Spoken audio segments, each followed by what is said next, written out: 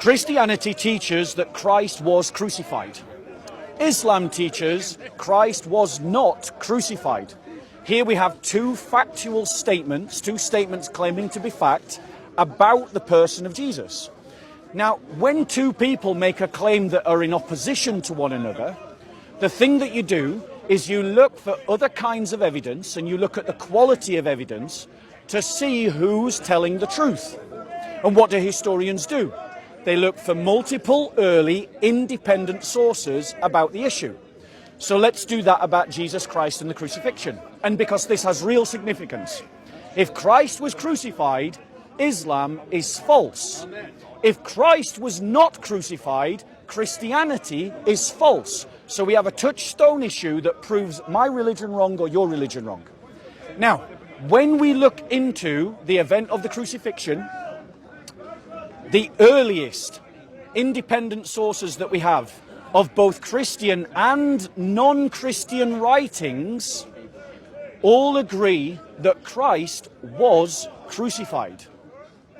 Bart Ehrman, who's an apostate from Christianity, a critic of Christianity, and a textual scholar of the Bible, states this: if we cannot know that Christ was crucified, we can't know anything about history at all. Christ's death on the cross is the most certain fact of anyone in history. So how would you reply to that? Just ignore the guy. Just ignore the guy. Yeah. So the idea of like the academic basis, the historic basis. They said they did not kill him. Shall we move this way so those two can argue? Come on, move this way. If you want to listen to us, carry on.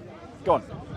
So I think the Muslim perspective on the crucifixion is that perhaps a crucifixion happened, but it wasn't Jesus. That's the claim that Muslims make. Yes. That's the claim in the Quran. Yes. Okay, it's not the idea is that there's no such thing as crucifixions, it never happened. If there was any sources about it, it's all corruption. That doesn't matter. That just comes down to like a faith-based argument. Right. It's like what I believe, what Yes. you believe. Yes. Right? So it doesn't really matter. The criteria, how do we go through to understand if something is true? You said, look for the early sources, we look for multiple sources. An independent source. An independent source. For your basis on faith, for Jesus, 30 years after his time, you go for diverse opinions, consensus. You admit that it went through process of elimination. Tell me when you want me to reply. No, you can go. Okay, because the thing is, if you're saying that Allah deceived everyone into thinking that someone was crucified who was what? No, you have said, and the Quran states, what the Quran states is that the Jews claim that they have crucified the Messiah Jesus, but verily they have not. It was made to appear to them. Who made it to appear to them? Allah. So if Allah deceives the people into thinking that Christ was crucified and allowed that lie to be spread around the world for 600 years before he decides to correct it, then your God, let me finish, the reality is if Allah deceives people for 600 years, then that means that he is an established deceiver, an established liar. Yes. And in your own hadiths, you wouldn't trust someone in the chain of hadiths who was a liar, so you wouldn't trust Allah if he was in the chain of an hadith about Muhammad. You would see the name Allah in the hadith chain and you would go, well, we can't trust this hadith. It's da'if. Why is it da'if? Because Allah is a known liar. Now, if Allah is a liar, how do you know he's not lying to you about what he said about Muhammad? You literally apply that argument to literally everything you say. Go on then, do it. You literally just said, if Allah did this, therefore it was a deception. And how could what else would you call it? How could your Allah? What else would you call it? Listen. What else would you call it? What else would I call it? What would you call it? God's will. God's will. What happened? Describe what happened to people. What did people see on the cross according to the Islamic perspective? From the Islamic perspective, the true believers knew it wasn't. No. What did the people who saw that man on the cross that they thought was Jesus, what did they see? They saw a crucifixion. Of who? From their perspective. The people who wanted to see Jesus crucified. What did they see? They saw Jesus crucified. And was it Jesus on the cross? No. Was according to Islam. so? In other words, they saw something that wasn't true. Is that correct? If God willed for certain people to see that, then yeah. 'Cause there's Yes, people who- yes, it is who- correct. 'cause people, What do you people- call it? People who wanted to see. If I tricked you into believing something to be true that wasn't true, what would you call me? A liar.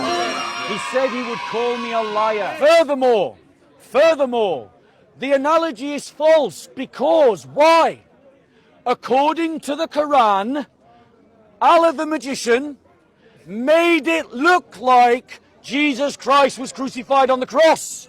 In other words, he planted a deception in the eyes of the observers and then allowed people to run with that belief for 600 years. For no reason. For no reason. People died because of that belief. An army of martyrs. People shed blood because of that belief. People built civilizations because of that belief.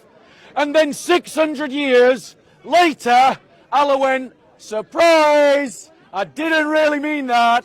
I just made it look that way. Ladies and gentlemen, that is a lie. No, ladies and gentlemen, Muslims believe that a liar can't be trusted in a chain of hadiths. I wouldn't trust you in words. There you go. They don't trust liars. So if you stuck Allah in a chain of hadiths, according to the hadith sciences, you couldn't trust a hadith from Allah himself. Amen. Jesus Christ was crucified. Praise Matthew, Mark, Luke, and John were all written independently of one another. Yeah, but what Paul's writings were written independent of one another, and they all taught Christ crucified. Amen. Josephus taught Christ crucified. Tacitus taught Christ crucified. The church fathers taught Christ crucified. So we have early, independent witnesses to the crucifixion of Christ. And the Muslims have a book written 600 years later by a man that was no witness to any events, who admits that his God was a liar. And my question to this Muslim is, if Allah lied to the Jews at the time of Jesus, how do you know he's not lying to Muslims today?